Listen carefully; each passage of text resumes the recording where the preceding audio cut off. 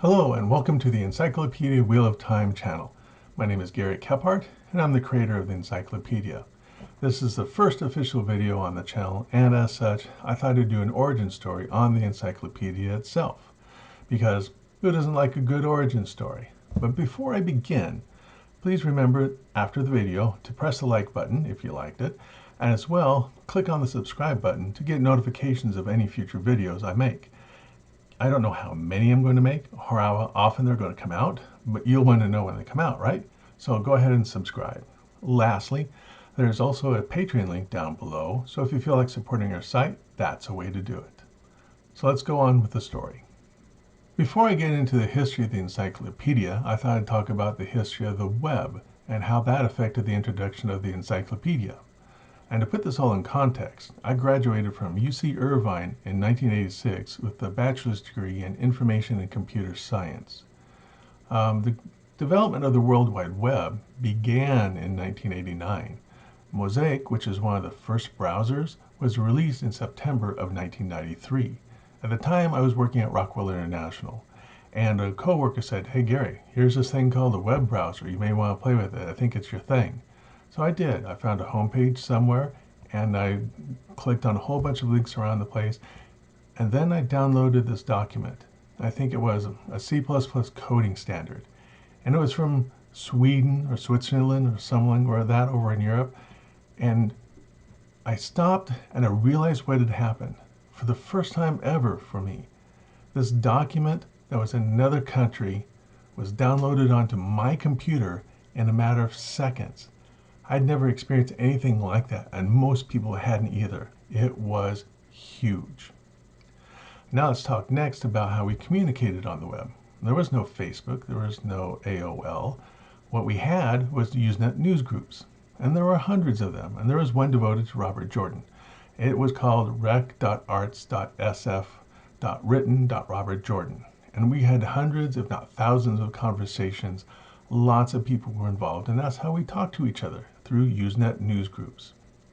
That news group in particular was created in 1994. Now I'm going to stop here and tell you that a wiki is a website with pages and links that are editable while you're in the browser. What this means is you, as a non-programmer, could easily edit a web page without doing any programming whatsoever. That concept was big and played into what I was going to do with the encyclopedia. The first wiki went public in March of 1995. So that's the history of the web from roughly 1989 to 1995. During almost the same period, Robert Jordan was busy. The Eye of the World was released in the beginning of 1990, The Great Hunt at the end of 1990, The Dragon Reborn in 91, Shadow Rising in 92, The Fires of Heaven in 93, Lord of Chaos in 94, and Crown of Swords in 96. So now finally, after everything else has been laid out, we can go ahead and talk about the creation of the encyclopedia itself. At the time, I was finishing reading the David Eddings series in the mid-90s, and I was looking for the next big series to read, and I picked up the Wheel of Time to fill that gap. I probably started reading the series when Lord of Chaos or Crown of Swords was out. I do know that I finished reading The Path of Daggers in November of 98, so I started reading them a few years before that. I was doing rereads of the books before the next book came out, like everyone else, but I realized I needed more, especially with all the Aiel names. I was getting confused of who these people really were. So what I thought I needed was some sort of website like the Internet Movie Database, or the IMDb, and that came out in 1993, by the way. In there, just like now, you could search for a movie, and that page would be brought up, and you could see a list of actors in it. Click on an actor, and then go to that page and see all the movies the actor was in. And you could keep doing that with all the information, and it all being cross-referenced. I looked at that and I said, that sort of cross-referencing is what I need if I'm going to make any website for the Wheel of Time. So that definitely influenced my design on the website. So on my own computer, I started making it. I created the initial website, which had a basic organization, chapters, characters, geography, history, creatures, items. And I found out while doing this that writing the chapter summaries was the easy part. The more tedious part was updating all the cross-references in the non-chapter pages so we'd have that whole cross-referencing thing going. That's what takes most of the time. And I was doing all of this in HTML, the language of the web, because I was a programmer, still am, and HTML was easy, and it was just natural for me to go ahead and do this. So once I had the initial website and the layout and a few pages done, I put everything out on the web. And that date was September 24th, 1998. That's the first day it hit public. After that, I kept on working on it, started adding artwork, and I even found someone volunteered to do plot threads. And so I just kept working on the site, trying to add more to it. By November of '98, I realized I needed help. There was still too much work to do, and the books were still being published. But I didn't want to use existing software for some reason I forget. I think it was because I wanted to write my own, but I realized soon that that was more complicated than I thought it was.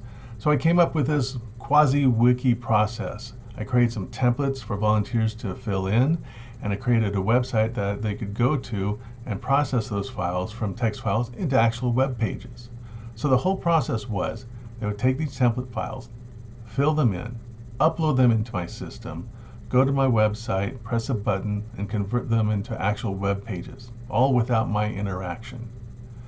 Now, this was a bit clunky. It had its issues, but it worked. And we used that process for several years thereafter. I had finished about 30 chapters when volunteers started contributing. These volunteers include Jeff Ashworth, Jeff Smith, Liz Gonzalez, and Bob Klutz. Now, Bob Klutz was the key. The first mention of him in the What's New page is in April of '99 when he wrote the Tellerandriad page and Egwene's Dreams page. He then, after that, became a whirlwind of activity. He just got on board and started doing chapter after chapter. He also added officially the point of views within each chapter, and he created some other pages like errors and corrections and book collecting. I know he created a few others, but I don't remember which one of those are mine and which were his. I just don't have the notes for that. By November of 2000, though, we had caught up. We had finished Path of Daggers, caught up to Winter's Heart. The website was complete. My life got more complicated after that. In 2001, I got married for the first time, and I got 2 teenage stepdaughters at the same time. I also changed jobs. In 2002, I changed jobs again. In 2003, we bought a house in April, and we found a puppy in October. 2004, I turned 40, and I got involved in politics. And in 2006, I became a grandfather. That's a lot of life-changing events in just 5 years, and my free time was drastically reduced after that.